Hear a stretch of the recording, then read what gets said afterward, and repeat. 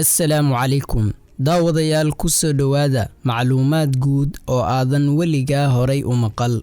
Kaadida oo aad isku celisaa muddo aad u dheer waxa ay kugu sababi kartaa dhimasho. Sababtuna waxa ay tahay in maadada soodiyomta ay ku yaraato dhiigga. Daawashada filimaanta cabsida leh ama hororka loo yaqaano waxa ay ka hortagaan in aad cayisho. Maxaa yeelay jirku waxa uu gubayaa dufanta dheeriga ah inta lagu guda jiro daawashada aflaamta cabsida badan. Dadka badankood waxa ay dareemaan raaxo kadib marka ay ooyaan.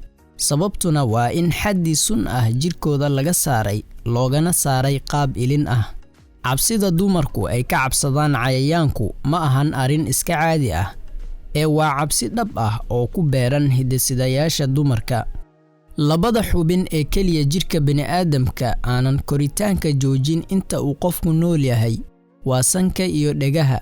Walwalka ama stressku waxa uu ka halis badan yahay cuntooyinka sare u qaada kolestaroolka dhiigga 400 oo jeer.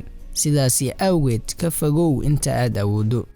Dadka badankood waxa ay waqti dheer ku qaataan suuliga ama musqusha ayaga oo aaminsan in arrinkan uu yahay mid wanaagsan.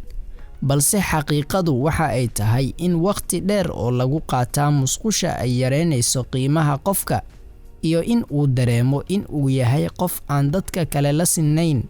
Sidaasi awgeed ha ku nagaanin musqusha wax ka badan 15 daqiiqo. Horay ma u maqashay in qosolku uu ka qayb qaato yareynta in aad dareento xanuunka?